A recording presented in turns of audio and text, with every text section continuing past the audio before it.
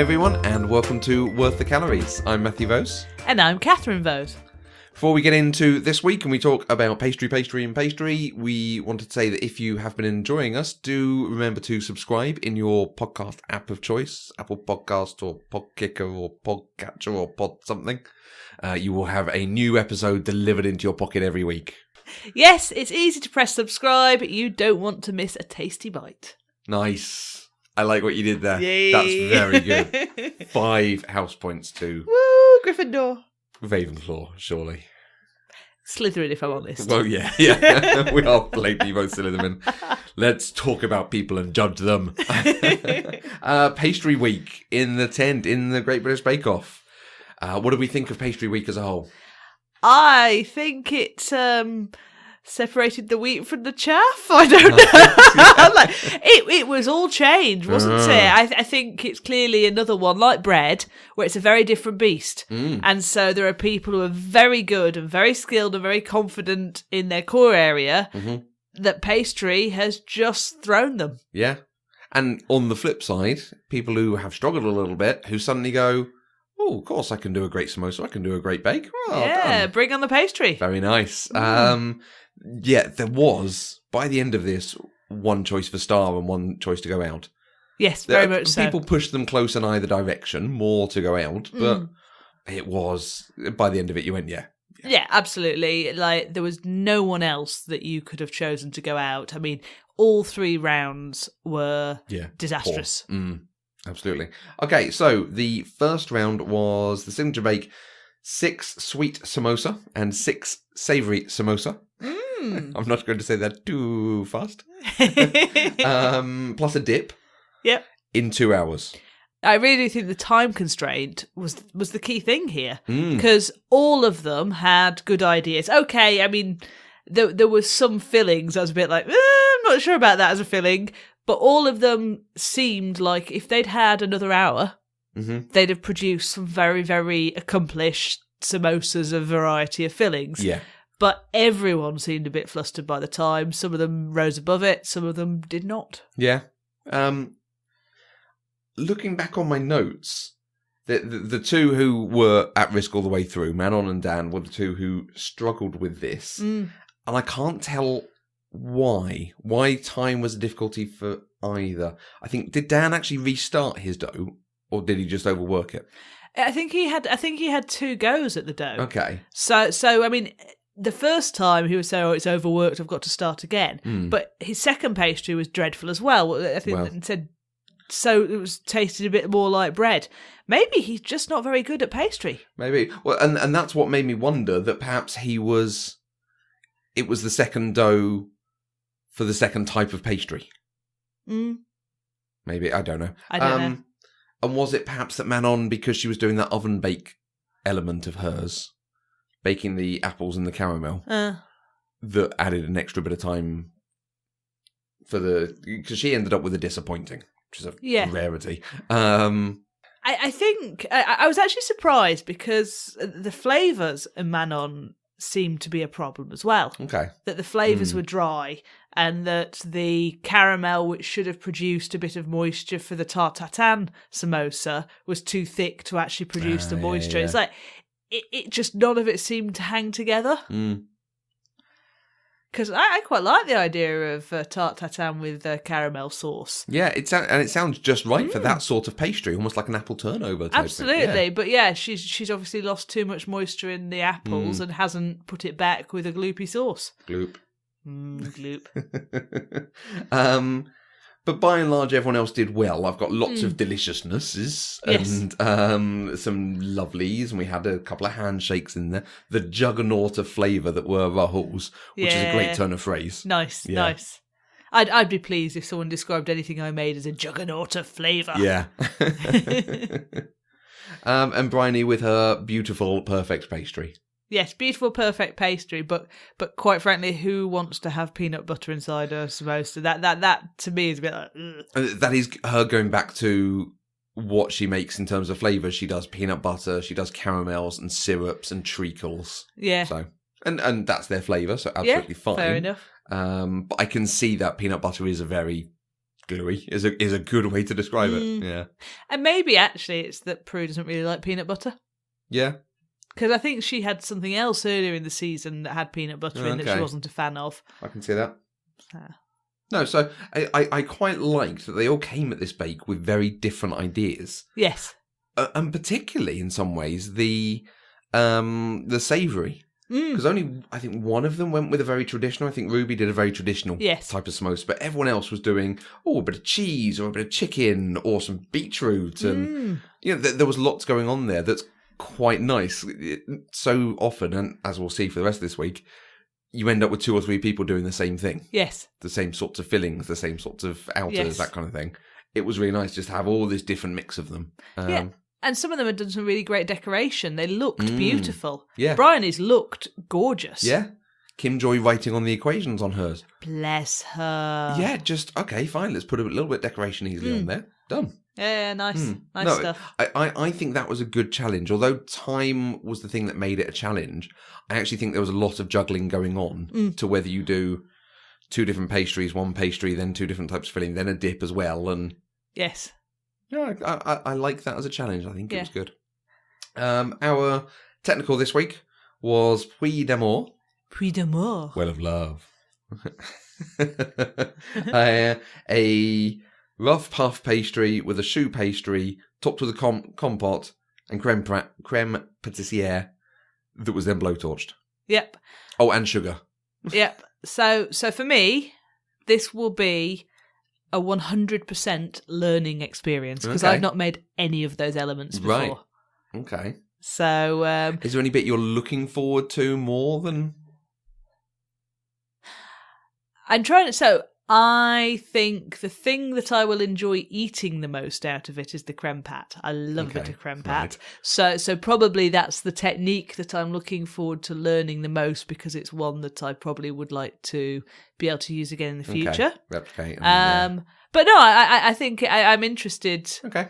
To have a crack at it all. Okay. I suspect your Paul-esque compliments on my baking will be, your shoe's a bit flat. Well, we'll talk about our approach to them at the end. Yes. When we start talking about the technicals in detail.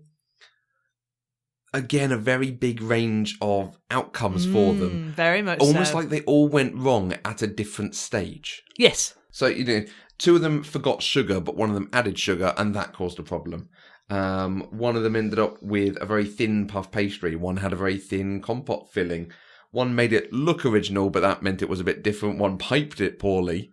Like, really interesting. They all struggled with a slightly different aspect of it. Yeah, absolutely. Absolutely. And I think, for me, it's fascinating with Briony and Dan that they both made the same mistake, but it was their response to that mistake that made such a difference in their outcome. Yeah.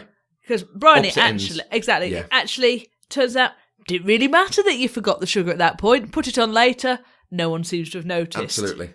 But she knew that her shoe would fall if she opened the oven door. And that's speaking to her having technical skills. Yep. I think we'll talk a bit more about her capability at the end, but I feel like perhaps she's turned a corner and this is starting to give her opportunities to shine. John, I was almost surprised didn't get first in the technical because his was just across the thing. Great colour, great show, really good. Yeah. I don't feel like they actually told us what differentiated them. No, I agree. But maybe that's because those 2 were so close. There was some minute difference, something in the flavour. Who knows? Her sugar was sharper yeah, exactly. Oh, that would be hard, wouldn't it? I quite like Rahul getting the comment about it being original. We've been talking about he clearly has the ability of a very good baker. Yeah. And I think that absolutely came across here. Yeah, he's got a real spark of talent. So, yes, I'm going to be interested to see if Rahul continues on as a nuclear scientist or actually does something in the baking world. Yeah. It's just that, I don't know, I suppose I'm trying to imagine him in one of the kitchens that, what's that horrible shouty man's name? Gordon Ramsay. Yeah. Can you imagine Rahul in a Gordon Ramsay kitchen being his patisserie chef? No. It would not be a good thing. But I also don't think that's the sort of chef that would hire him. No. Because a chef who knows he puts his people under pressure to make them achieve good things does not hire someone who looks fragile. Yeah, and maybe Rahul is the creative chef rather than the person that actually does all the baking. Yeah. Not too much more to say on the technical, I think. No. So then we come to our showstopper, a banquet pie to go in the middle of a feast, shaped by hand to some molds. shape. No molds. No molds. Get by your mold hand. away from my pie. 3.5 hours. It's not a long time. Not a long time to do the pastry from scratch. Yeah. What are your thoughts on which pastry you would have done? Which one went best and was the right choice? I think the right choice was the simpler, faster one. Right. The, I don't know what it was called, the hot water thing? Yes. I can't remember the name of it. The one that wasn't puff pastry. Yeah, the one that they do when they do a raised pie as well. And, yes. Yeah. I for me, I think that was the right decision. I think the people that did that pastry were able to do more interesting decoration. Mm-hmm. And I think the outcome was better for them. Yeah, I think I'd agree. I'm looking back over the 3 who did puff pastry. Obviously, one just went badly for time issues. Yep. The point that they talked about him gambling on doing a perfect puff pastry, and his ended up the worst pastry. Yeah. I mean, him leaving it in the fridge for that long completely backfired. Yeah. But yeah, actually, Kim Joy's was too soggy. Yep.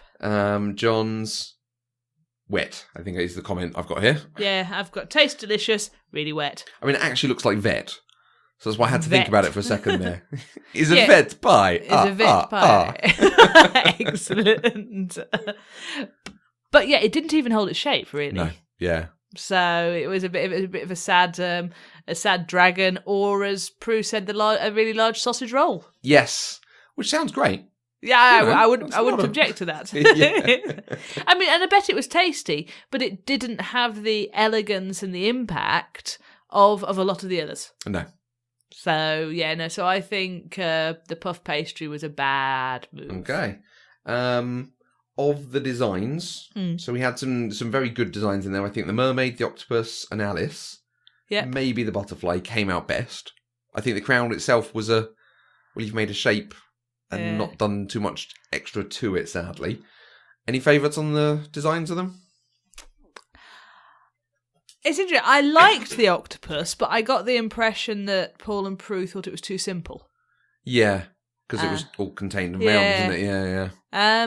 I like the mermaid, but then that's just because everything Kim Joy does just makes me smile. Makes my heart happy. I like that she had a little labelly thing for it as well. Yeah, bless her. But I mean, obviously design, there is one design that was so much more intricate and so much more entertaining than the rest. And that's Briony, who was a thoroughly well-deserved star baker. Yeah, absolutely. I think the filling of the pie is a different thing we might talk about separately. Yes. But everything she did on the outside, she did it really well. She obviously put it in at the right time, had steam hole properly done where everyone else was making comments about theirs. Hers came out well. She had the playable croquet going on with it. That's so cute. And port. Who doesn't like port? Well, exactly. Which, I'm assuming she hadn't made that. No. I'm assuming she's serving it next to it, yeah. You'd have thought. Yeah. Yeah, really well thought through. Really well done. I feel like this week has absolutely played to her strengths. Yeah, I agree. Absolutely. And like I said about Ruby last week, I think, this week I get the sense that Briony's come ready for business. Yes. Ruby is also still, I'm here and I'm serious, hair up, glasses on, focused, less of the, way Ruby from the start. But this week, Briony is like, yep, I'm on it, focused. Yeah, I feel like she was made up perhaps more than normal. Maybe it was a stronger lipstick, but I feel like that, hair done, as though she'd gone, right, I'm going to take this seriously, but in that way, that's her way of putting on a face. And she was felt like there was an inner confidence about what she was doing, whereas like the last couple of weeks, she's been a bit like, ah. Yeah. And I've said it a couple of times now, but she struggled. She learned from struggling. And I think even Rahul couldn't match her this week. Or on any other week, Rahul this week would have won it. Coming high in the technical, getting a handshake, having a terrific flavour and a really nice looking pie. But everything Briony did came out well. Yes. So she absolutely topped him on everything. Does he have the capacity to add that extra flair? I mean, he's got good flair, but it's just not coming off, maybe. Not quite coming off. I think, his butterfly curry pie was good, but it wasn't quite. It's the decoration just wasn't as inspired as Briony's decoration. No. Yeah. I mean, it was just delightful. Yes. From start to finish. Yeah. Whereas Rahul's was good. And clearly his had broken up a bit in the moving of it and had a, not the best time on its tray. And it looked like the problem that Manon had with it sticking was because there was a loop of one of the tentacles, the butter had filled it up and then cooked. So it cooked the paper on. I also think there's an element to, for me, a pie is not in the shape of a butterfly. Now, I know it was supposed to be a shaped, moulded pie, but I felt like... this is going to sound really stupid, but I feel like there's a distinction between a pie that Briony did, which would be made up and decorated to be a festive splendour, and pastry in the shape of a butterfly. Okay, yeah. It just felt like it didn't feel like a pie. It felt like a butterfly pastry shaped in a butterfly. I don't know. So here's the next thing on that then. It's supposed to be shaped by hand without a mould. Is a hat a shape? Is it not a pie shape with a rim? Possibly, but that worked for me. Yeah, I agree as well. But if we're going to think about it in those terms of what the challenge actually was, I can actually look at that and go, yeah, she didn't really shape it. I suppose I take your point. I still love it. I guess I'm thinking about the different pies. Don't criticise my favourite baker this week. I think for me, for it to feel like a proper pie, you have to be able to pick it up. If it's well cooked enough, you have to be able to pick it up easily, without it falling to bits. Okay, yep. And I think most of the shapes, like even the fish ones, were a shape that if it was cooked perfectly, could be transported relatively straightforwardly. But the design of Rahul's means that there ain't no way that's being lifted easily. And therefore it didn't... emotionally, it did not resonate with me as a pie. I can absolutely see that. And that is a very good point, that he had troubles moving it because he'd gone too far with the moulding almost. Yeah. I'd say the same thing for John's. Even if John's had been cooked perfectly, it was a big sausage roll. Yeah, the thinness of it definitely lends it to that's what he's done, effectively. Talking of the curry and the filling and the pie... the game, the lot of venison inside hers, which was mushroom and sweet potato. Was beetroot in there? And maybe some beetroot as well, and a lot of meat. Like, I think it might have been the beetroot lending it some colour as well, but when they actually cut into it, you go, oh, that looks so heavy, and it's so high as well. It did not look appetising. The colour didn't look appetising either. Now, maybe it's just that I'm not the hugest of venison fans, but I'm with Prue. I would have been a lot more excited about eating that if there'd been a significantly higher proportion of sweet potato. Yeah, I think so. And a mix of colours and looks in there, and And also, I wasn't really all that... I mean, I understand why she put the pancake at the bottom, but I didn't really feel inspired about eating a pie with a pancake in the bottom. Well, you'd only get a little slice of it, so you'd ignore it for the most part, wouldn't you? I like the curry pies. I'm not sure about the rice in them. I can, again, same sort of thing, I can understand. But then you get the rice in the pie and it feels like a lot of carb. I can live with that. I would... I really like the idea of those curry pies. Nice. We could maybe make one. Well, I was about to ask you, what would you have done? What would your pie be and what would your shape be? Oh, sudden questions. Oh. Well... what would my pie be? I probably would be a steak pie. Steak and ale. Nice. Okay. Can't go wrong with steak and ale. Maybe some mushrooms in there. Steak, mushroom, ale.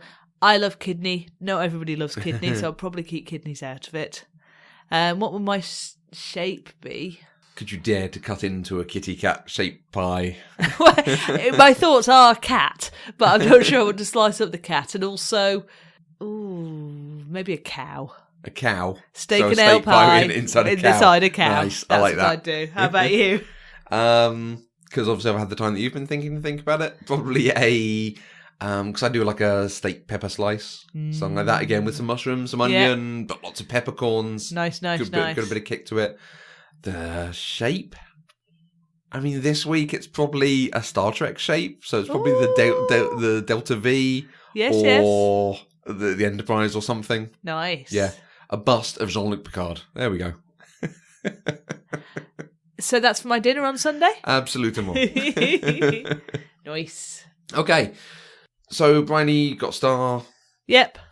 Which was absolutely nailed on when they were talking about it. Yes, I could see the others doing well. And I'm hoping this is going to set her up. Suddenly, Vegan Week, I think, given how well she's done this week, I think Vegan Week plays to some of her strengths as well. So that'll be interesting. Dan left the tent. Just imploded. Yeah. I'd never have predicted that he'd do so badly in all three. Yeah. And this is absolutely... I don't think I've ever seen it happen quite this way of it's just all gone wrong. Yeah. And just every decision he's made has not been a good decision. Like, you know, the guy who went out after Bingate and all that kind of thing, you can understand it, but it was a significant big thing. But this was one massive bad week. Yeah. Poor lad. Yeah. I feel sorry for him because he'd done so well in previous weeks, but... But you can be a really good baker and not do pastry dishes. Yeah. Yeah, absolutely. So, Manon did push him pretty hard.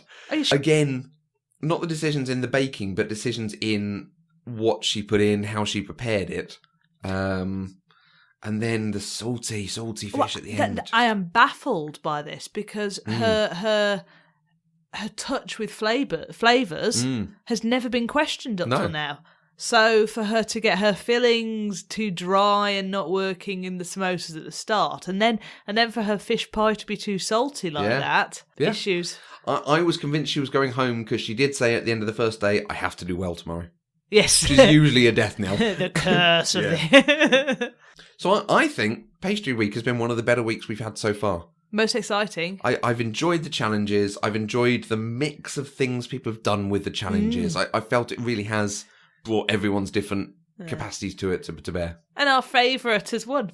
and Briony won. Is she still absolutely your favourite? Absolutely. Yeah? Yes. Kim Joy's not snuck in there? I admire Kim Joy's artistic sensibilities, but I would have a better time in the pub with Briony. Okay. It's my obviously I don't know. I'm sure Kim Joy would be great fun in the pub as well, but that's my gut feel. I think I'd probably say the same, but I think I'd have a really good time eating Briony's puddings. Yes, she makes some really good cakes that are exactly to my flavours. Yes. I don't know who's going to win it at this stage. Really hard to call at this point because I think we are now into everyone is a very good baker. The ones you would have seen in week one and gone, yeah, they're the top half. Yeah. Yeah, no one is actively weak. I mean, Dan had a shocker of a week, but he's still a very, very accomplished baker. Yeah. So none of them are bad bakers. Yeah. So. I think only Rahul now has not struggled. Oh, no, Kim Joy. Kim Joy's been fairly middle-ish and then did well for last week. So, yeah. So, last week we made a blancmange and some biscuits. Mm-hmm. So did Miss Mandy K. Otway. Indeed. So let's hear what we had to say about that. Good. Yes, cocoa butter. Cocoa butter's like proper expensive. Is not easy to find and not cheap. And we were only going to be using a very little bit of it. And I'm not sure green chocolate is something I want to make too often. I can't see huge use for it. Right. I didn't really understand why it was green in the first place. There are better colours for making your chocolate, surely. I wonder if it's like the Incredible Hulk. It's green because green is a rarely used colour, so let's do something different. Maybe. Yeah, but, so Mandy, you said you used food colouring. Yes. Is that like a oil-based food colouring? I think so. It's just the box of like 4 food colors that come. You put little drops in whatever you're trying to color. People use them a lot to do, I think, Easter eggs. Okay. And stuff. But It worked. I was afraid it wasn't going to work because I looked up why do you need cocoa butter to color white chocolate? And of course, almost everything said that if you use regular food coloring or you get any like non-buttery substance in there, that it's just going to separate and not work at all. Disaster. Yeah. Basically, water in melted chocolate is the worst. So. Right. But it worked, so I'll take it. Yeah, it looks good. We only had the water-based stuff, so... Yeah, so I decided I was on long de chat duty, and I decided discretion was the better part of valor. And after burning the first set of white chocolate in the microwave, I decided just to dip the ends of the chocolate in the second bit of white chocolate. So it's not quite as authentic looking as yours. Oh well, you didn't do yours on the lengthwise on the diagonal either. Well, but mine didn't even really have a diagonal. My long de chat were very tasty. Ovular. but Is ovular the word? Ovular? Maybe not. Maybe ovular. Who knows? Ovoid. They were not necessarily quite as elegant as Prue would approve of. I kind of they tasted good. Yeah, I struggled with that too because I don't think I've ever worked with a cookie dough that was quite this light, for lack of a better word. And so when I was piping them out, I thought, I don't understand how these tiny little lines are going to make cookies. And then they spread completely flat out, but they went in odd directions. Yeah, I was very disturbed that there was no way there were going to be 12 the size that I was piping them out. And I think I used too thick a nozzle on the piping bag. I also think I lost half the mixture down the sides of the piping bag. I wasn't very successful at gracefully getting them into the piping bag. Ah, yeah. Okay. But I guess that's just practice. Did good. What did you think of the taste? Is long de chat a biscuit that you've eaten before? No. And I was concerned because I also don't like almonds. Mm-hmm. And everything about this was almonds. But I couldn't taste the almonds. It tasted like sugar. It was crunchy sugar dipped in white chocolate. So it tasted just fine. Yeah, what's not to like? Yeah, my mom came over a couple days ago and I was trying to offer her lunch. I had soup that I had made the night before. I was like, I can make you a sandwich. And she said, no, I've been dieting. I want junk food. And she proceeded to eat all of my cookies. Oh, really? Yes. So apparently they were pretty tasty, at least for somebody who's sugar deprived. So fair enough. I'll take it. Excellent. Nice. I must say, I really like the taste of them. So I think I'd like to try them again. I'd like to try them with more mixture. I found that the quantity that the recipe made was very, very scant. Yes. And I feel a little bit like if I had a smaller nozzle on the pipe and if I had more batter in the piping bag, I might have been able to get up a flow or get up enough practice that actually I was piping out the right sort of length and the right sort of quantity biscuits. I kind of felt that, I've done 6 and they're a bit wonky. And now I've got no batter. Yeah, I noticed watching the episode that most of them had drawn lines on the parchment paper so that they could get them all exactly the same. Yeah, I'm not going to do that either. No. Maybe I should have used a ruler. I did kind of go, how long's 8 centimetres? This'll do.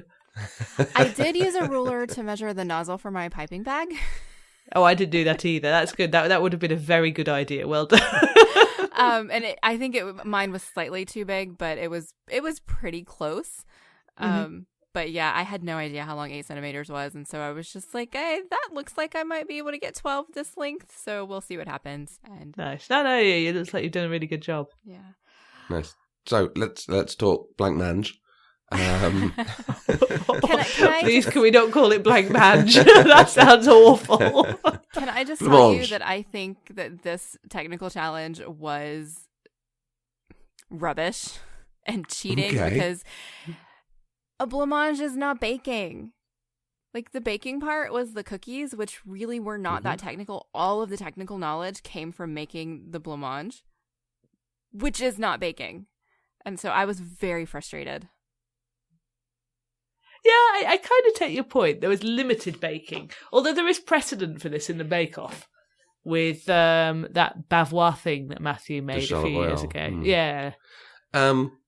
I see your point that it's not like making a cake or a pie, but I can also see that there are technical skills in this that can go wrong really quickly. As soon as you throw corn flour in a mixture, there's going to be a problem. Right. The heating at the end to get it out of the tin, and they said this on most people's, it's lost definition. It's exactly what I had as well.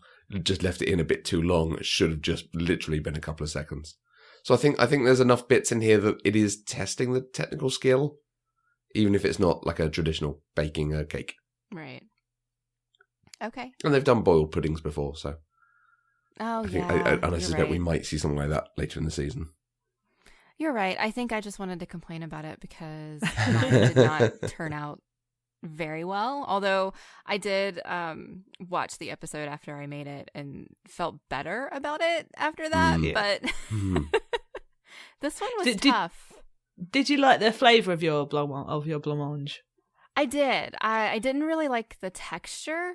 And part of the texture is the UK to US conversions and trying to find ingredients. Right. That caused an issue, which we can talk about. But in general, I thought, yes. And I actually think freezing it would be wonderful. Oh, to sort of make it almost like into an ice cream or Yes. a parfait. Yes. So I bought frozen raspberries to do this with, just because they came in a bigger bag, so I wouldn't have to buy lots of And they're boxes. significantly cheaper. Well, it does make a difference on the price as well, so that was well worth it. But I forgot to defrost them, so I thought, well, I'll just try it frozen and see what happens. And it basically made them into like a kind of sorbet pulp thing. Right. Like just the raspberries themselves. It probably would have been really quite tasty at that stage. I bet. Nice. But I wanted to defrost them so I could get the puree out, so I then stuck the mixer, the electric mixer that I was pureeing them in the oven. And cooked the mixer in the oven for a bit, and then took it out and then put it through a sieve. Okay. That's what you do, isn't it? Hey, whatever you got to do to make it work. Yeah, exactly. But you switched out raspberries. I did. I don't What like did you do raspberries, instead? and so I thought I want to actually be able to eat this, and so I used another red berry, strawberries. Although strawberries very quickly lose their vibrancy and color. So mine looks very sad and very pale compared to the beautiful, vibrant pink color that you get when you use the raspberries. Okay. Did you puree them as was? Did you hull them and take out the sort of white bit in the middle? No, I just took off the leaves. Okay. And so I left everything else and pureed them like that. And the puree was actually very like dark pink. But as soon as it got mixed in with that cream mixture, like that color just went away. Yeah. Okay. And did you put them through a sieve? Yes. Okay. Was there much left over? Because I feel like strawberry seeds break down more than raspberry seeds. Oh, no. I had almost as much left over as went through the sieve. And in fact, so much so that because I thought strawberries, maybe because I switched them out, that I would have gotten more of that juice from the raspberries, I actually put some of the leftover bits back in just to make sure I had enough. Yeah. Yeah, because it's amazing how little you get left over from the raspberries. It really is just a kind of really thick, seedy jam. It's really strange what gets left over. Going in my porridge tomorrow. Oh, nice. We use all the buffalo around here. So you said you had some conversion problems. What were they? Well, okay, so there were two major issues, and really they're ingredient issues, not conversion issues. One, double cream is not a thing that actually exists here. Oh, yeah. What does that really translate into? Like heavy cream or something like that? The best that I could gather is that heavy cream is a very, very weak version of double cream. I did manage to find double cream at a specialty store called World Market. Okay. So I was able to buy that. It was not cheap. But Joseph insisted because he was going to be my guinea pig and he wanted me to make it as close to the recipe as possible. And he was already annoyed that I switched out the fruit. And so that one, I did get that ingredient in. Yeah. But I had to find it. I had to track it down. Yeah. I think the biggest issue was the gelatin. Okay. Because gelatin comes in packets here, powdered packets, not in leaves like you guys have. Okay. And so I looked up the conversion for how much you would need, like how many sleeves is a packet so that I could try to get the right amount. And I overestimated just a little bit just because I knew it was going to be slightly different. But they don't. Does your blancmange work bounce? the same. Does it bounce? No. It actually, I needed more because. Oh, really? So, from my understanding, is that when you have the sheets, they don't break down. So, like the directions said, you could squeeze out the excess water and just put the gelatin in. When you have the powder, you mix the powder with the water, and then, like, you have to use the whole thing. It doesn't form a sheet of gelatin that you can like scoop out. And I didn't realize that. And so I had planned to try and just scoop off the gelatin on the top of the water. Right. And that didn't work. So So you had to put water in with your mixture. I did. So it was this goopy, watery mess. And so I ended up not getting as much gelatin in the mixture as it called for. Right. Okay. I really didn't think it was going to set at all. And so I was happy that it did. But if you look at my picture, it looks like I put it in just a flat, round mold, like a ring mold. And it wasn't. It was a bundt cake mold that has like peaks and valleys and grooves in it. But as soon as I pulled it out, it just like sank and went flat. Right. Right. Oh, interesting. I wonder if the powdered gelatin would actually dissolve in the mixture itself without the water stage. I don't know, because all of the directions for using powdered gelatin say you have to sprinkle it over water to make it bloom. Okay, right. Like to turn it into gelatin. So I just don't know. I was trying my hardest. Yeah, maybe adding it to the milk and corn flour at that stage or something. But yeah, I must say gelatin's absolutely my only reason for working with gelatin at all has been this Bake Off podcast. It's not something that normally calls to me. So yeah, because we have powdered and leaves over here. Okay. See, and I even looked, when I went to World Market, I looked in the section where I found the double cream, which was kind of like the specialty items from the UK, to see if they had gelatin leaves, and they did not. It was still just packets. Okay. So that's not helpful. That's not useful, guys. It's also not speciality. Sell the stuff that's different, please. Right, exactly. Okay, just before we move off the ingredients, though, the double cream. Have you now tried double cream? Can you talk to it being different? Did you like it? I wouldn't like it just on its own. I wouldn't sit there and eat it with a spoon. No. but like in a drink or over a dessert? I think so, absolutely, because it is much thicker than heavy cream. Much thicker. In fact, I had stored it in the refrigerator and it solidified in the jar. Like the texture of butter, and so I kind of had to put it in the microwave to get it thin enough where I could shake it to get it a cohesive liquidness that I could put in the bowl. I thoroughly recommend a good dollop of it on top of a hot sticky toffee pudding. That it's actually good. Sounds like it might be good. I did run into one issue with the double cream though. So the directions said that you were supposed to keep a portion of it out and you were supposed to lightly whip it so that you could pipe it into the little stars around it. And to me, that's like making whipped cream, which I would make out of heavy cream. And so I whipped it the same way that I would whip heavy cream. And I turned it into butter. Yeah. Yeah, it is really only, it takes a little bit to thicken up and then it's done. I mean, it was like 5 seconds. It was completely separated. I had like this watery liquid substance and butter. Ooh. I wonder if that was the microwaving or something. Because we wouldn't normally whip double cream. Okay. We'd whip whipping cream, which is thinner than double cream. Right. So, which is probably more similar to your heavy cream. This recipe does say to whip this to turn it into the decoration, but... We didn't bother. We were just like, there's enough cream in this. So we took the blancmange as a dessert for Sunday lunch. So it's like, okay, I'm already going to be spending time getting it out of the tin. I'm not going to bother with the whipping and piping. That makes perfect sense. I wish that I had done it correctly because I would have liked to try it whipped and see if changing the texture a little bit would make it feel more familiar to me. Yeah. But yeah, I mean, I still piped it on just so that in the picture it looked the way it was supposed to. I had my little star piped butter ring around it.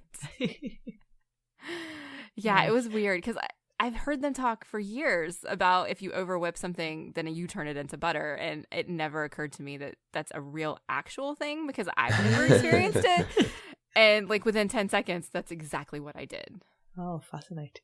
So how did your guinea pig like it all? Butter and blancmange and He bitters. got seconds right away. Oh, wonderful. So he Excellent. did enjoy it. Nice. Now, neither of us have had any more. It's still in the fridge.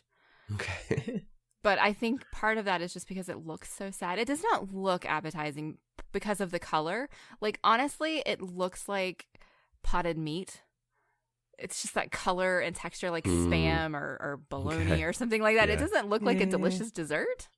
But it did taste nice. I would eat it again. I would probably, if I made it again with strawberries, I would probably add food coloring to it just to get it to look more appetizing. I think hulling the strawberries might make a difference.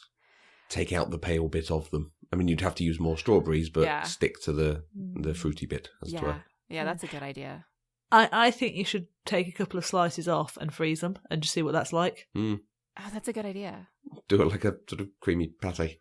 Yeah. Yeah, a couple of slices, just freeze them off, or put them in for just like, I don't know, a couple of hours so that they're semi-frozen, like a semi-freddo or parfait. I bet that would be tasty. Yeah. Yeah. So what did you guys think of yours? It was good, really nice. It went down really well at lunch today as well. We left the remainder of ours with Matthew's parents because Matthew's dad in particular showed every sign of wanting to eat the rest. So we were like, fine. Yeah, he went straight back for seconds as well. I was really pleased with the colour, how it came out, because it was a pink. Right. It was Barbie pink. Yes. Yeah, but it was really good. I really liked the there was a nice sharpness to it, which meant that because I don't like an overwhelmingly sweet flavour with a fruit-based dessert, so I quite like the fact there was a little bit of sharpness to it, which balanced out the sugar in there. It was very tasty. Good. I didn't put Chambord into it, the liqueur. Okay. Because I forgot. I'm going to blame the illness. I'm not sure it needed it, actually. That extra touch of a sort of alcoholic tint to it, I think we're fine with that. I don't think it needed it. I don't think it would have hurt it. I mean, Give you a Chambord chaser, maybe. Yeah. Oh, we could have done that. Little sniffers of Chambord alongside the blancmange. I could have served it as like a chunk. Yeah.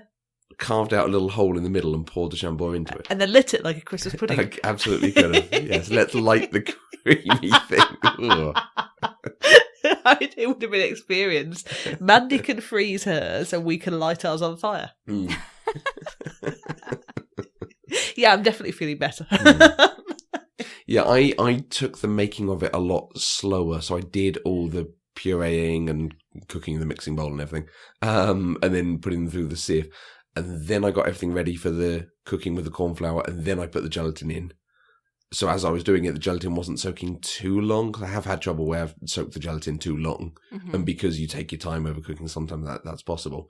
So when I took the gelatin out and squeezed out the water, it's like, oh, actually, yeah, this is a ball of gelatin. It's just ready to go in. And then mixed it in.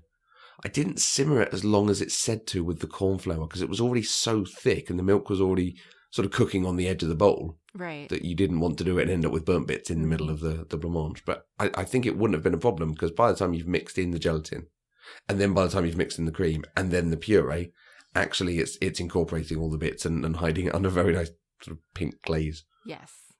Yeah, no, I liked that. I was pleased to try it. I'm not sure I'd try it again. You get ill with too much cream. Well, it's a dessert full of cream. We're not going to have that again. End of story. But I'd try it as a smaller thing. If I was doing a selection of things, this is not a bad option. It just takes a while to get there. Or if there is a substitute for the raspberry puree you can put in of just buy some coulis or something. Yeah. Actually, I think coulis would be great. You probably have to reduce the sugar elsewhere, or else you'd be having a sweet coulis and a whole load of sugar in there. But that could be a quick if. I was about to say if more expensive, but quite frankly, raspberries are so expensive that buying a pre-made coulis probably wouldn't make any difference. And this did take 3/4 kilo of raspberries. Yeah. Yeah, it was a lot of fruit. I don't know that I would make it again, but I did get something out of it because since I switched to strawberry, I wanted to use strawberry liqueur instead of raspberry. Although we did buy the raspberry, I couldn't find strawberry liqueur in the store here. So I decided to try and make my own. Okay. And that worked out pretty well. Oh, nice. So not only do I have homemade strawberry liqueur in my refrigerator right now, we also have the raspberry one too on our shelf. So Okay. I got a lot of alcohol out of it. Cocktails. Yes. Yeah. Yes. Nice. Good dessert cocktails, I think. Yeah. Joseph was convinced that it wasn't going to turn out well, which is why he made us go buy the ready-made bottle. Yeah. But after I made it, I had him taste it, and he said, "Wow, that tastes so much better than I thought it would." And so that's what I put in the dessert, but you couldn't taste it. Like there was not a hint of alcohol in. Okay, so what did you do to make your strawberry liqueur? I took strawberries and rough chopped them up and soaked them in vodka for a couple days. And then strained all of that out, and it was a lovely, lovely pink color, and then made a simple syrup and mixed all of that together and let that rest for a day. So it's just really very, very sweet strawberry vodka is really what it was. But it worked out fairly nicely. I'm thinking strawberry liqueur, a very dry, sparkling white wine, some ice cubes. Sounds pretty delicious. Oh, that's interesting. That's maybe something we could try. Yeah, might be something to try for a future one. Yeah, absolutely. Yeah. I like that idea. Good idea. Yeah, I'm pretty proud of it, honestly. Like, I feel like my strawberry liqueur came out better than my blancmange did. But I think this is part of doing these technicals. It's interesting to me because most of the ones that we've tried, apart from naan, well, no, but including the naan, like I don't know that we'd necessarily do any of them in full again. But I think we're getting bits and bobs of extra sort of techniques or things that we might have a crack at in the future. So I think your strawberry liqueur falls under that category. Yes, I think so. Yeah, good knowledge, good skills. Awesome. Yeah. So the next one to try is mamoul. No. Yeah, no. I haven't even watched the episode yet, but I looked up the recipe after I saw you asking people if they had the mold or had ever made it. And I was like, I don't even know what some of these ingredients are. And I certainly don't have access to that kind of cookie mold. So I'm going to pass. Yeah, us too. I think if you priced it up, it would probably be £100 worth of ingredients and equipment, if not more. And also they don't look like something I suspect it would be interesting, but I think my interest in eating them would last for about half of one. Yeah. Right. Because even if I said, there was part of me that was thinking, let's not use the mould and the tongs, but let's at least make sort of ball or biscuit shaped things and try it. But exactly like you say, Mandy, there's is it mastic? I think Mastica? so. In there, there's flavoured Rose water and so on. and something else water. Yeah, stuff that I don't think I'm going to use elsewhere, and I would feel bad buying a huge amount of something and then only using a half teaspoon of it. Yeah, exactly. So we're going to try to buy some in London because there's a couple of cafes I think we can buy them from. So we might at least do a taste testing. Yeah. Nice. But maybe later in the summer. We're going to a wedding in North London later in the summer, so I think that might be a good opportunity for... Oh, that's not even later in the smer. Summer's gone. Possibly autumn and winter. Yeah, we're going to a wedding in November, which is in no way, shape or form in the summer. Very late summer. Very late Early summer. spring, perhaps. So anyway, we may try the Mamoul that weekend. That seems like a convenient time to swing by some of those cafes. Oh, good. Okay, so we'll see what comes of Pastry Week. Thank you very much, Mandy. We'll let you go and enjoy some strawberry vodka and blancmange. I will absolutely do that. Thanks, guys. Cool. Speak to you Cheers, later. Mandy. Bye. Wobble. Wobble. Lots of wobbling for the Wobble. I did enjoy sort of wobbling it in the tin every so often to see like, oh, it's kind of setting. Oh. Wobble. So blancmange was fun. Yeah. Yes. This week, the Puy d'Amour. Puy d'Amour. like you say, it's going to be an interesting one to learn different bits of it. I think I might have done everything separately. Obviously, I've not made one of these because who has? French people 250 years ago. We said just now how everyone made a different mistake and had a different problem. Where do you think you might end up with a problem or a thing that you're like, oh, why didn't I? I think I am going to be weakest at both types of pastry. Okay.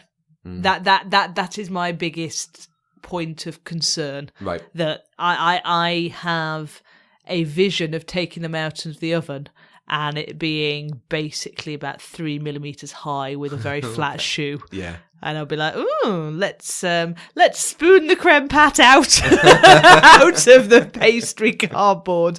So that's my concern. I mean, whether that concern will happen or not, I don't know. I think, certainly for myself, I'm going to need a lot of time. Okay. So I think you and I are probably going to do this. Are you hearing the warning in her voice? When Catherine's in the kitchen doing this thing, I am to stay away. I think we may need to do it on separate days. Okay. And we might need to consider that there is like police do not cross tape on the kitchen door whilst I'm fighting with this. I submit a request form for a drink. Can I have a cup of tea, please? Exactly. I think I'm worried about the rough puff too, but because I've done it before and I had slightly mixed results with it. It kind of came out okay in the end with the pastry tonata, but yeah, I need to just take care on that because it ended up more mixed than layered. I felt with mine, so I'm looking forward to that. I was a bit worried when I was hearing them describe all the different elements, but actually they're not too bad. So it will be an interesting one. Yeah, I think again it will use every bowl we have. Yeah, to do all the different bits. But hopefully I will finish with more skills than I started with. Absolutely. Yeah, I'm looking forward to that. And then next week, vegan meringue. So we think that might be with chickpea sauce. Chickpea juice. The juice of chickpeas. How do you juice a chickpea? Yeah. It's a real shame because I'm going to be seeing one of my lovely vegetarian friends who actually listens to this podcast twice next week. Right. And then we're making the vegan meringues the weekend after. Whereas if I'd been seeing Helen the week after that, I could have happily donated her some lovely chickpea meringues. Let's see if we can get the timings right. I'll see if I can knock something up the night you see her. Yeah. It'll be interesting. I mean, the drama they've already shown us at the end there, with the cakes falling over, it makes me feel like there's going to be even more drama because they never give away the biggest stuff, I think. So...